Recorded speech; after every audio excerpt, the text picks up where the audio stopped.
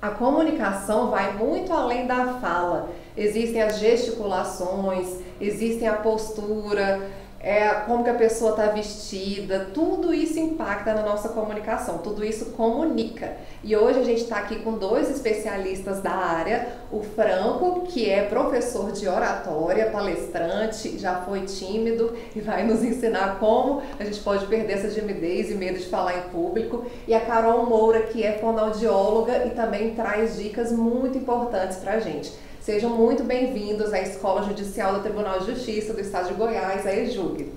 Obrigado. Para nós é um imenso prazer estar aqui compartilhando e aprendendo muito com vocês também.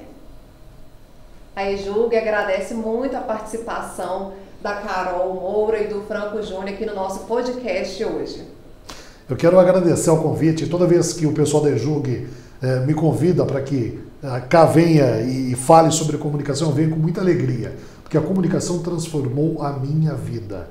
Como nós falamos aqui, a Loren lembrou, eu era muito mais tímido do que eu sou hoje. Foi graças à comunicação que ocorreu uma transformação na minha vida. Então eu desejo que a comunicação também transforme a sua vida.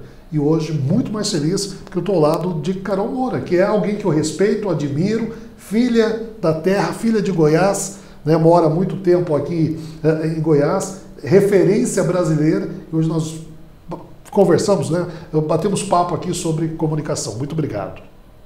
E quem se comunica melhor é mais feliz, recebe menos violência, gera menos violência, consegue falar das suas necessidades, dos seus desejos e daquilo que é importante, com clareza, com objetividade, sendo realmente compreendido. E para mim é uma alegria muito grande fazer parte desse projeto junto com essa referência nacional que é Franco Júnior. Muito obrigada. Muito obrigada a vocês. Comunicação vai muito além da fala, da oralidade, existem gesticulações, existe a nossa imagem, o que a gente quer passar. E aí a gente está aqui com o Franco Júnior, que é professor de oratória, com a Carol Moura, que é fonoaudióloga, e a gente teve aqui uma imersão na EJUG, no Tribunal de Justiça do Estado de Goiás, sobre comunicação em alta performance. E eles trouxeram muitos elementos, muitas dicas, observações para os participantes. Gente, como que a gente pode perder o medo de falar em público? Que é uma das principais questões que os participantes trouxeram. Loren, é uma pergunta que eu e a Carol nós ouvimos bastante. E isso passa, muitas vezes, pelo desconhecimento. Tem o medo do julgamento, enfim, vários aspectos. Mas o desconhecimento. Quando eu não sei o que fazer, por que fazer, como fazer, isso me dá insegurança. A insegurança de não saber como me comportar faz com que eu trave e acabe tendo o medo, né? O famoso medo de falar em público. Treinar, ter segurança, mas principalmente saber o que fazer com as mãos, com a câmera, né, com o posicionamento do corpo, para onde que eu olho, tudo isso me tranquiliza. E essa tranquilidade, dali a pouco, começa a superar, ser muito mais forte do que o medo que paralisa muitas vezes. Exatamente. E há de se ter segurança em dois pontos. Nós ficamos muito preocupados em segurança quanto ao conteúdo, quanto àquilo que eu vou falar. E a angústia das pessoas eu já sei o que eu vou falar, eu tenho conhecimento, e eles chegam para nós, olha, eu sou seguro, eu trabalho bem, eu sou excelente profissional, mas na hora de transmitir a mensagem em público, aí já baixa o nervosismo e realmente é o medo de errar, e aí vem aquele medo, como o Franco falou, do julgamento, e há de se ter também insegurança em relação à performance, ao como eu vou transmitir aquela mensagem. E a performance, ela vai desde para onde eu vou olhar, o que eu vou fazer com as mãos, como eu vou me posicionar. Eu começo falando bom dia, como eu vou cumprimentar. Então, saber o que fazer, saber como fazer, ali, como o Franco falou, é fundamental. Então, há de se ter segurança para perder o medo de falar em público, tanto quanto aquilo que precisa ser dito e também como precisa ser dito, do olhar ao corpo, à voz, para que nada chegue e fique e te pegue de surpresa. Aquele que tem medo é ruim, mas aquele que fala pelos cotovelos e não cria conexão também é uma grande encrenca, é um problema. Porque pode ficar enfadonho, né? A pessoa tá ali assistindo, tá até compreendendo a mensagem, mas aí a pessoa tá falando demais e fica cansativo. E aí vocês observaram uma questão que é a gente se preparar para o público que vai nos escutar. Principalmente pessoas que são pertencentes a categorias muito técnicas, magistratura, medicina. Como que a pessoa pode se preparar para poder conversar e se fazer entender com um público que às vezes é ali um jurisdicionado, um paciente que não consegue entender a linguagem mais técnica? Principalmente criar exemplos e usar um vocabulário que faça sentido para aquelas pessoas que estão ouvindo. Se eu estou sentado acompanhando, como as pessoas estão lá nos acompanhando aqui nesse bate-papo, se aquilo que nós estivermos falando aqui não fizer sentido para elas, elas não vão prestar atenção. Então tem um vocabulário adequado e exemplos pertinentes à área, pertinentes àquela categoria mais técnica, isso é fundamental, é muito importante. Hora ou outra eu sou chamado para falar para cursos de medicina, para áreas ligadas à saúde. E o pessoal da área da saúde, por exemplo, eles dizem assim, nós não temos clientes, nós temos pacientes. Então, o fato de eu não usar a palavra cliente, usar a palavra paciente, já faz com que eles, sentados, me assistindo, vão, opa, o Franco é da minha área, ou o Franco conhece a minha área. Isso vai criando uma conexão muito forte.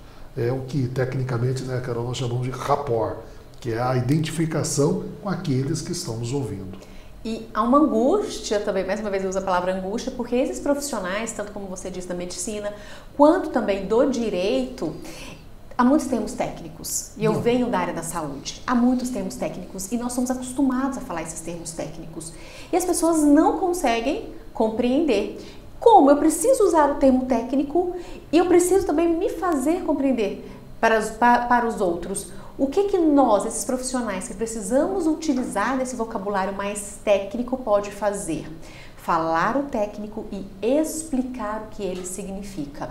Para todo o público? Não. Se eu for conversar com fonoaudiólogos, eu posso usar o meu vocabulário técnico tranquilamente. A questão é, e se eu for conversar com o meu paciente ou com os meus clientes, que como eu trabalho com consultorias, tem os meus clientes. Aí sim eu preciso traduzir estes termos para que essas pessoas consigam nos compreender. Isso é importantíssimo na hora da entrevista, né? Vocês falaram sobre técnicas de entrevista, media training, e muitas vezes um magistrado, um médico, como a gente usou esses dois exemplos, eles estão falando para o público em geral e estão falando para a categoria deles ao mesmo tempo e ficam às vezes com receio, porque eu preciso usar os termos da minha categoria, mas eu também preciso falar de modo que uma pessoa que não é da minha área possa entender. Como que a gente alia essas duas questões? O público, quem é que está ali te ouvindo? Tudo bem, numa TV vários podem ouvir, mas qual é o objetivo maior daquela entrevista? Por exemplo, com a TV aberta, é o povo. Então, a massa precisa compreender. E você tocou num ponto muito interessante, porque nós realmente temos esse receio. Meu colega vai me assistir e eu estou falando dessa forma, num vocabulário mais simples, isso vai ser horrível para mim. Mas você tem que saber qual que é a minha intenção aqui, é comunicar com quem? É me comunicar com aquelas pessoas que estão lá dentro de casa, que naquele momento ele está lavando uma roupa e aproveitando e assistindo a um jornal. É para essa pessoa então que eu estou falando, é para essa pessoa que eu vou usar o meu vocabulário e focar nisso. E neste momento nós precisamos nos desapegar dessa crença que vem. E o que o outro vai pensar sobre mim, o que o meu colega, não é para ele naquele momento que nós estamos conversando. Tem uma frase que complementa essa reflexão da Carol, que eu tomo essa frase para a minha vida. E a minha sugestão é você que está nos assistindo também tome essa frase para a vida de vocês. Comunicação não é o que falamos. Comunicação é o que você, que está aí nos assistindo, entende daquilo que falamos. A partir do momento que eu estou preocupado pela sua compreensão, eu preciso ter esse cuidado que a Carol, essas técnicas todas que a Carol relatou, eu preciso ter. Porque senão, eu vou ser compreendido por 2 ou 3 da minha área e não vai ocorrer uma compreensão com milhares de outras áreas que estão ali acompanhando aquele conteúdo. Franco, e você fala que você era uma pessoa tímida. Eu sou. Que passou. Eu sou, até hoje. Que passou de tímido para um palestrante, para um comunicador nato. E aí é bom que algumas pessoas vêm falando, eu não consigo, mas se ele conseguiu, eu posso conseguir também. Todo mundo consegue se adaptar, se fizer é uma prática que tem que ser diária. Como que é? Para a pessoa conseguir sair daquela timidez, ela tem que praticar diariamente para poder conseguir. Todo mundo consegue desde que queira. O desejo de se transformar tem que ser maior do que os obstáculos para se destravar na comunicação. Lore, o tempo do verbo é você é uma pessoa tímida. Não, você era uma pessoa tímida. Eu sou tímido até hoje. Vou contar aqui os bastidores, presta atenção. A Lore falou assim, vai começar o podcast, vai começar aqui a transmissão. Eu vim, fiz o exercício, me tranquilizei, porque eu estava ansioso. Eu fico ansioso antes de uma entrevista, eu fico ansioso antes de uma palestra, eu fico ansioso antes de um trabalho que eu vou ter que me expor. Talvez a diferença entre eu e você, que está nos assistindo, seja uma só. Eu conheci a técnica antes de você. Então eu uso a técnica para controlar essa ansiedade antes de você. Agora todo mundo consegue. Você teve alguém que verdadeiramente desejasse e que não tenha conseguido, Carol? Não. Querer e decidir melhorar. E não é só o Franco. Qualquer situação em que nós estejamos, que o Franco colocou aqui, a dificuldade dele, qualquer um de nós. Estranho é quando a pessoa vai tranquilamente para todos os lugares, sobe num palco com 2.000 pessoas, vai para uma TV. Não, os grandes oradores, os grandes palestrantes, eles colocam esse lado deles também. Ó, eu tenho aquele frio na barriga. Eu fiquei um dia antes, eu tive uma dificuldade. Hoje, né? Pessoas que a gente vê aí, William Bonner, Barack Obama, que você citou muito provavelmente eles devem fazer um exercíciozinho antes de começar. Sim, e treinam bastante, isso é respeito.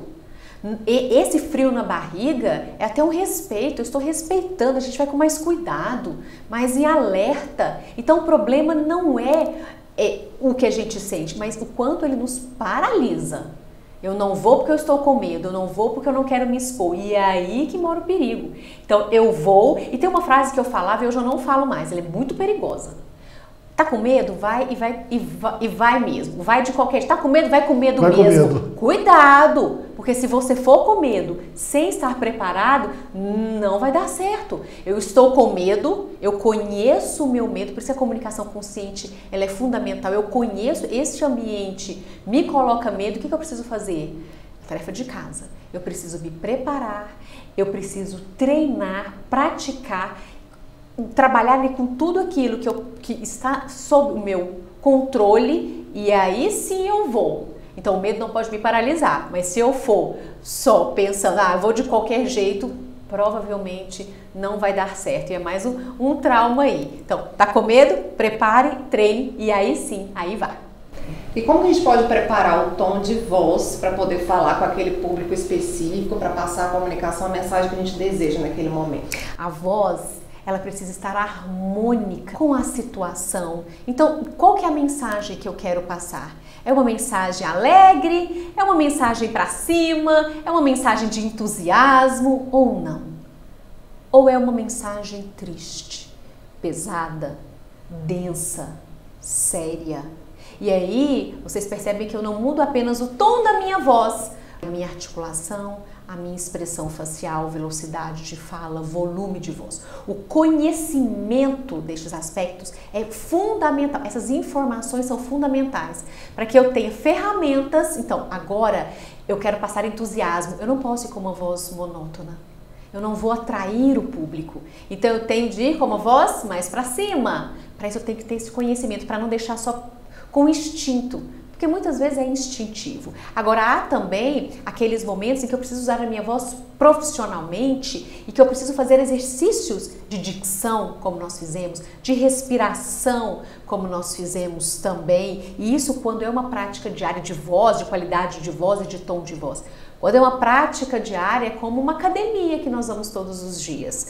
A nossa musculatura vai ficando ali bem trabalhada e não só a musculatura, a nossa postura.